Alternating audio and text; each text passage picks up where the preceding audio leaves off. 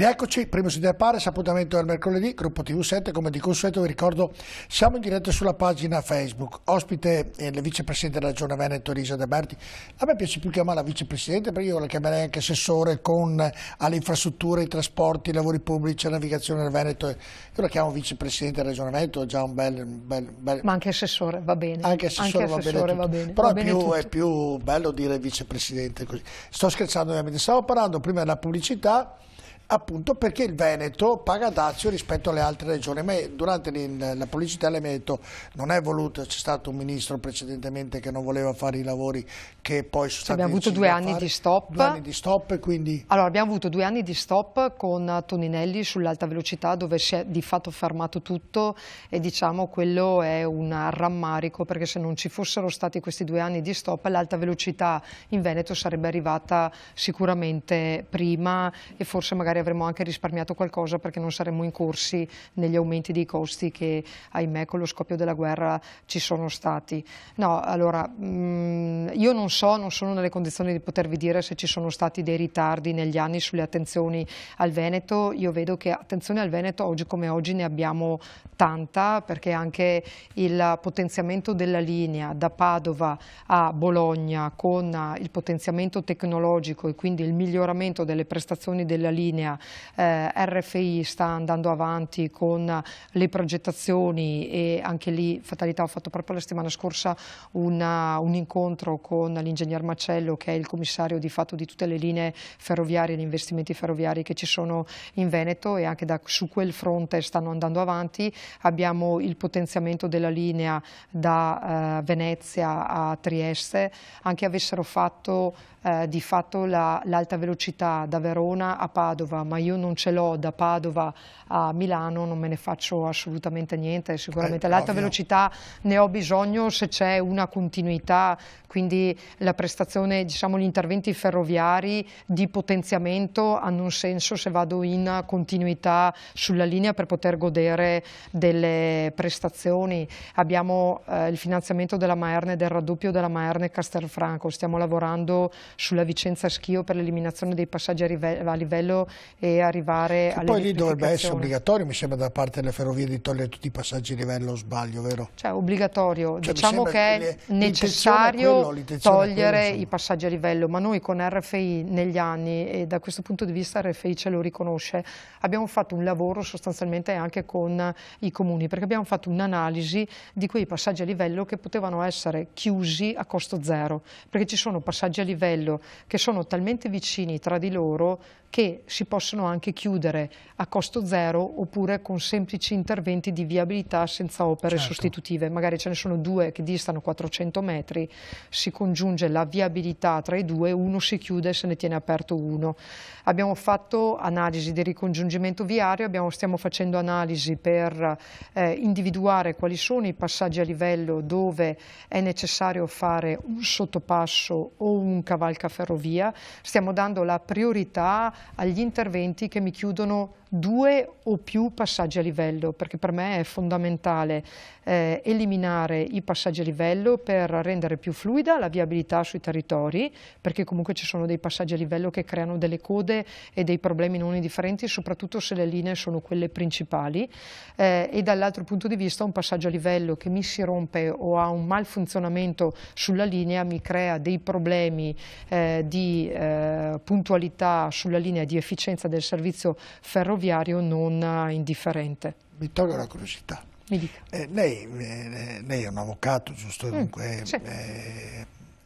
Ha preferito di fare la politica piuttosto che intraprendere il lavoro di avvocato? Allora, io divento sindaco nel 2009 che facevo sia l'avvocato no, ma volevo sindaco di un paese di 3.500 abitanti. 3.300. Prima dicevo alla sua assistente 3, non ricordavo, sapevo che...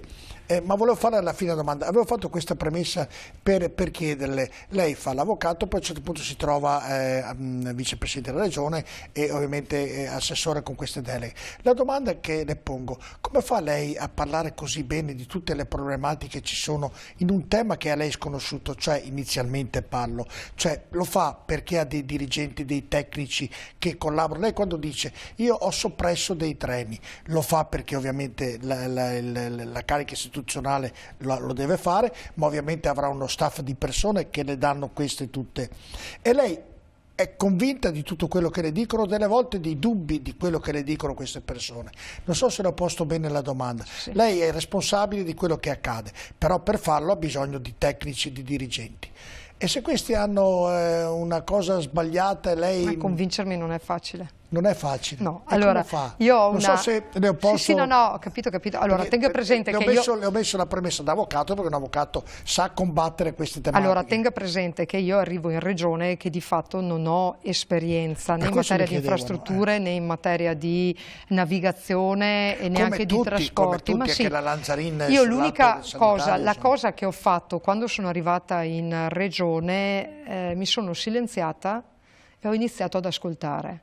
Io partecipo con i miei dirigenti, non faccio mai le riunioni dove loro fanno tutta l'istruttoria e poi mi portano il risultato e io ripeto come un pappagallo quello che mi dicono i dirigenti. Cioè io seguo l'istruttoria passo passo, partecipo alle riunioni tecniche, cerco di assistere e di affrontare le problematiche ponendomi con gli occhi comunque sempre del cittadino, perché questo è fondamentale, perché altrimenti... Però se il cittadino, questa è la domanda, no? Il sugo della domanda è questo: il cittadino la vede in una maniera, i tecnici la vedono in un'altra. Io faccio sintesi. E lei fa sintesi, e la sintesi qual è?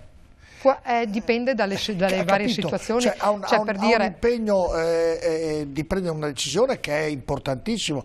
Allora non entriamo nel campo tecnico, cioè ovviamente è una questione tecnica, strettamente tecnica, ovviamente ci sono i tecnici, ma ci sono delle scelte che comunque hanno anche una valenza politica su quale soluzione scegliere tra una soluzione. Lei taglia la testa al toro? Beh, sono io che decido alla fine e mi prendo la responsabilità. È questo ovviamente. Che le chiedevo, no? Perché... Cioè, per dire, io faccio come Regione Veneto, svolgo un ruolo anche di coordinamento e di regia tra quelli che sono gli enti nazionali, parlo RFI ed ANAS, e gli enti locali, i comuni, perché spesso e volentieri i comuni si trovano a dover affrontare degli interventi sul loro territorio, uno fra tutti l'alta velocità, che è più grande di loro. Parliamo di piccoli comuni, parliamo di comuni comunque che hanno anche pochi tecnici e che devono affrontare... Aggiungo, e qui immagino che qualche sindaco, visto che il Veneto ha molti paesetti, molti paesi e molti sindaci, la chiamerà delle volte lei dirà: ma porca miseria, anche questo qui devo accontentare.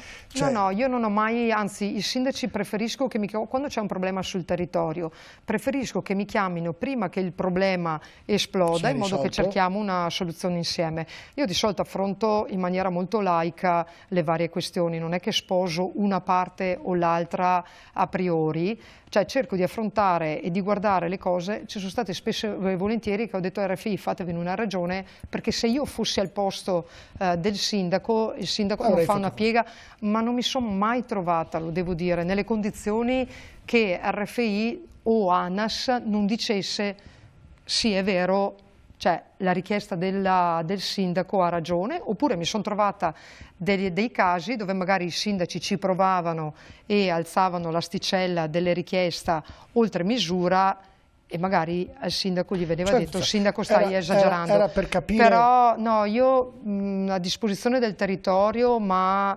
partecipo alle riunioni. Sì, no, era per capire con i dirigenti. No, io voglio sempre, perché, a parte che ormai i miei dirigenti, a parte dal presupposto che io ho sempre detto che ho dei bravissimi dirigenti, cioè io sono fortunata perché la struttura, le infrastrutture, i trasporti e la navigazione ha dei bravi dirigenti.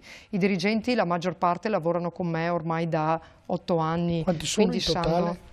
Adesso dirigenti, cioè tra il capo area, il direttore delle infrastrutture e trasporti, insomma avrò più o meno 8 dirigenti e poi ci sono tutti i funzionari, non so quanti sono, poi ci sono tutti i funzionari, perché ci sono alcuni che sono partiti con me da funzionari ed oggi sono dirigenti, quindi sanno come lavoro. Però no, io ogni tanto faccio la rompiscatole perché partecipo alle, è chiaro, perché anche il cittadino si pone, l'assessore De Berti è responsabile, ma è lei che decide o avrà dei dirigenti o avrà dei funzionari? No, la decisione finale la prendo io, però seguo tutta l'istruttoria e quando il dirigente viene da me e mi porta alla soluzione non sono proprio così facile da convincere.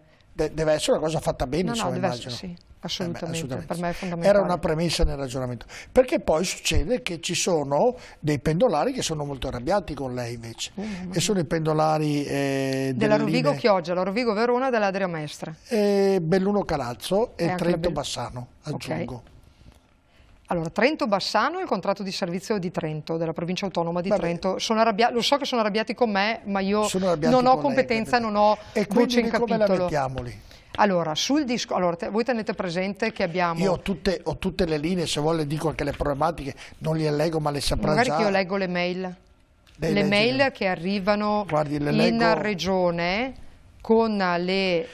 Allora, Verona-Rovigo, una tratta ferroviaria di 96 km che ha molti problemi, in particolare per le condizioni dei convogli e per i necessari lavori di ammodernamento delle linee.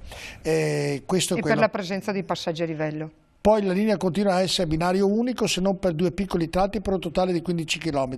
Continui ritardi e cancellazioni e questo il feedback principale fornito dai pendolari per quanto riguarda il 2022, quindi l'anno scorso. Poi la Rovigo Chioggia, 57 km di rotaie ad alto tasso di inefficienza, quindi addirittura ha registrato situazioni critiche durante gli ultimi mesi con il caso clamoroso di inizio dicembre quando i passeggeri sono stati lasciati a terra all'Oreo, in provincia di Rovigo, a causa di un guasto e via discorrendo. Poi c'era Belluno Calalzo, situazione drammatica addirittura anche per la Belluno Calalzo, lunga 44 km, ma come evidenziato dai comitati da tempo soggetta a numerose chiusure per interventi infrastrutturali di manutenzione, interventi sempre più lunghi che hanno portato tantissimi disagi ai pendolari e via discorrendo, insomma se li leggo tutti, però ha capito che queste tratte della ferrovia del Veneto sono tratte che sono in grossa difficoltà ai pendolari. Le conosco bene perché le mail le ricevo e le leggo. Quindi le leggo. Si può risolvere qualcosa qui? Allora, sulle 3 linee che sono gestite attualmente da sistemi territoriali dell'Adria Mestre, la Rovigo Chioggia e la Rovigo Verona, abbiamo fatto la gara che è stata aggiudicata, aggiudicata Trenitalia, impugnata dal secondo arrivato Arriva e adesso a giugno ci sarà l'udienza. Di fatto... Io ho preso anche una scelta perché prima le dicevo, mi prendo la responsabilità delle mie scelte. Vedendo che le 3 linee gestite da sistemi territoriali non riuscivano a dare un servizio adeguato ed efficiente anche a livello proprio di informazione, di avere autobus sostitutivi pronti per in caso di rottura della linea, di guasto, passaggi a livello, eccetera. Io ho semplicemente deciso di chiudiamo la società e mettiamo in gara il servizio. Ci ho messo 2 secondi perché è inutile star lì ad andare avanti e protrarre questa agonia. Abbiamo fatto la gara, fare una gara di quel tipo non è assolutamente facile. Adesso c'è un ricorso in itinere, speriamo che ci sia una sentenza velocemente e che ci permetta, venga confermata Trenitalia, vinca il secondo arrivato, di poter procedere in maniera spedita per dare dignità alle 3 linee. Le 3 linee in particolar modo, al di là della la non adeguatezza dei sistemi territoriali nell'erogazione del servizio, abbiamo anche un grosso problema di passaggi a livello perché le 3 linee in Veneto, quando io sono arrivata nel 2015 c'erano 300 passaggi a livello da chiudere, più o meno, le faccio vuoto per pieno, 150 erano solo nella Adria Mestre, nella Rovigo Verona e nella Rovigo Chioggia. L'Adria Mestre è una linea che di passeggeri è tanto frequentata, però tenete presente che sono 50 km e ha più di 60 passaggi a livello. più di 60 passaggi, più passaggi a livello, è più passaggi a livello che chilometri, ma la stessa cosa vi potrei dire della Rovigo-Verona, perché anche lì ci sono tantissimi passaggi a livello. I passaggi a livello sono un problema grande. Sull'Adria Mestre abbiamo stanziato diverse risorse per la soppressione dei passaggi a livello e ne andremo a chiudere una ventina. Dei 60 sono un quasi... problema grande quando è tutto automatizzato? Per quale problema è un problema grave? Beh, la presenza del passaggio a livello, perché comunque vengono anche abbattuti.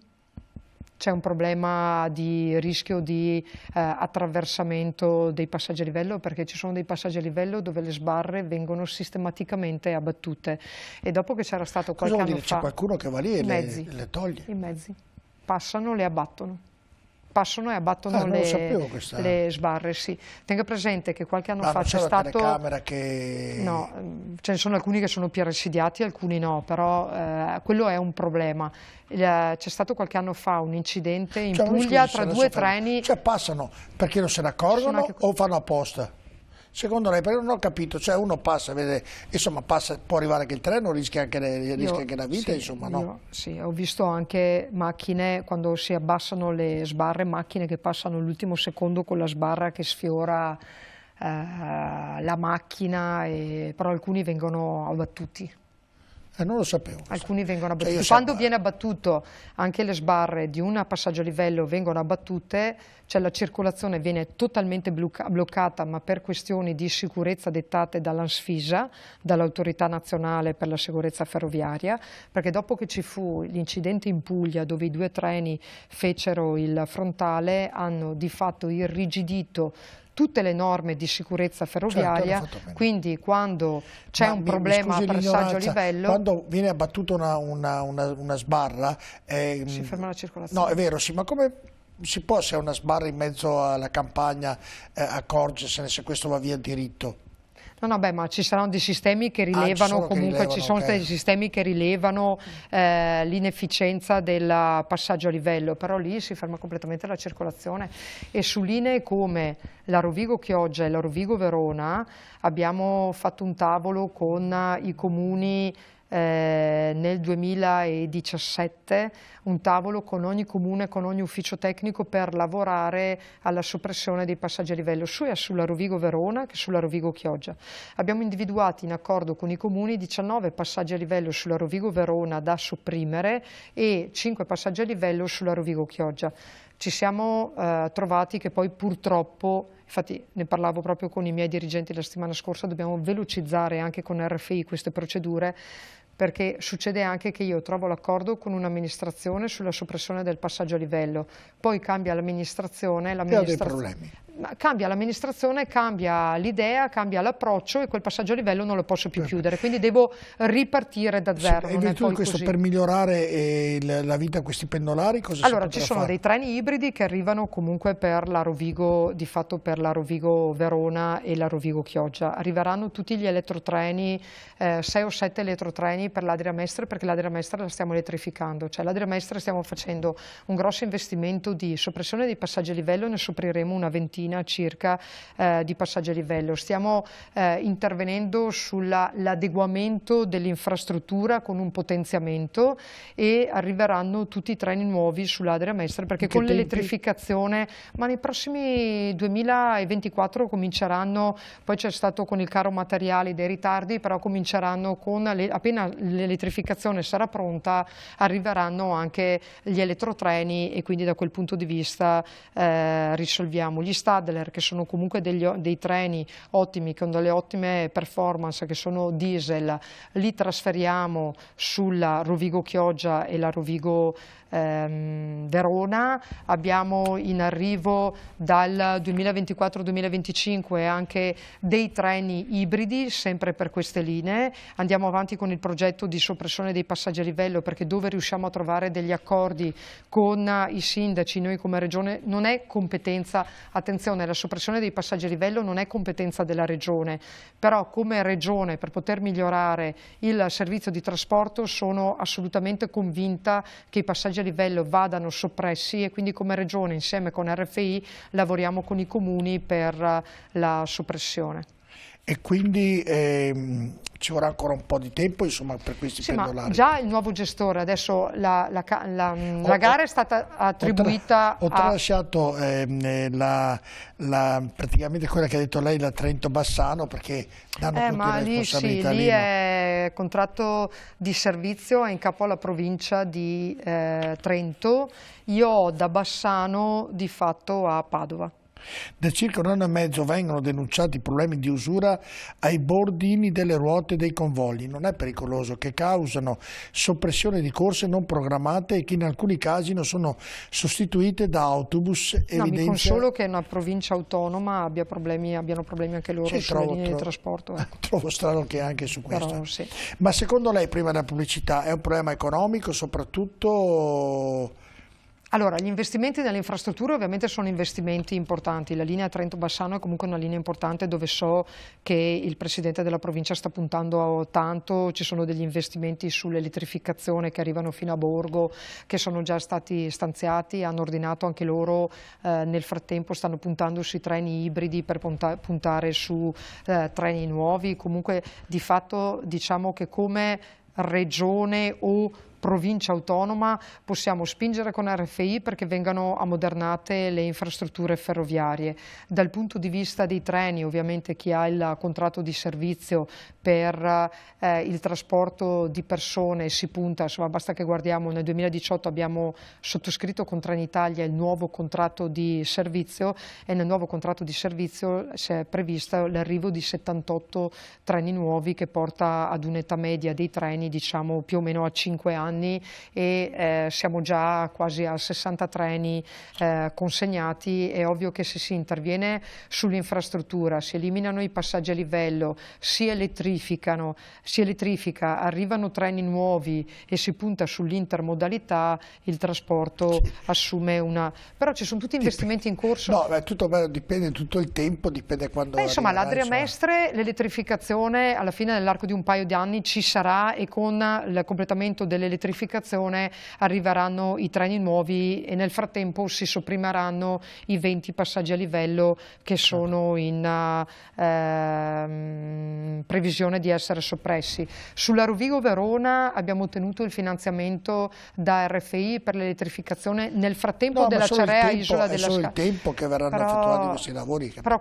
Però allora, se noi ragioniamo che nel momento in cui io intervengo su un'infrastruttura nell'arco di 6 mesi io ho l'investimento fatto, è una cosa impossibile. È una cosa impossibile, certo. Comunque si parla di anni, però tenete presente che nei prossimi anni raccogliamo, cioè io alla fine raccolgo i frutti di 8 anni di lavoro 8 anni dopo. Certo. Cioè io ho lavorato per 8 anni per iniziare oggi ad avere i... Che magari lo finiranno quando lei sarà Presidente della Regione Veneto. Non credo proprio. Non si sa mai, non si sa mai. Non mi pongo neanche il problema. Vado in pubblicità, lo so cosa che mi dispiace, perché io la invito e nel vedere che lei ci mette molto cuore in quello che fa e dice è che io devo per forza fare delle domande cattive, capito? Cioè domande di problematiche, no, cattive per modo di dire, voglio dire al servizio del cittadino, tutto qui, no? E delle volte capisco. Per me è anche un'occasione per spiegare. Perfetto. Perché a volte si fa fatica. Prendiamo un goccio d'acqua, andiamo in pubblicità e poi riparliamo ancora perché ho ancora molte cose da chiedere. Rimanete con noi tra poco.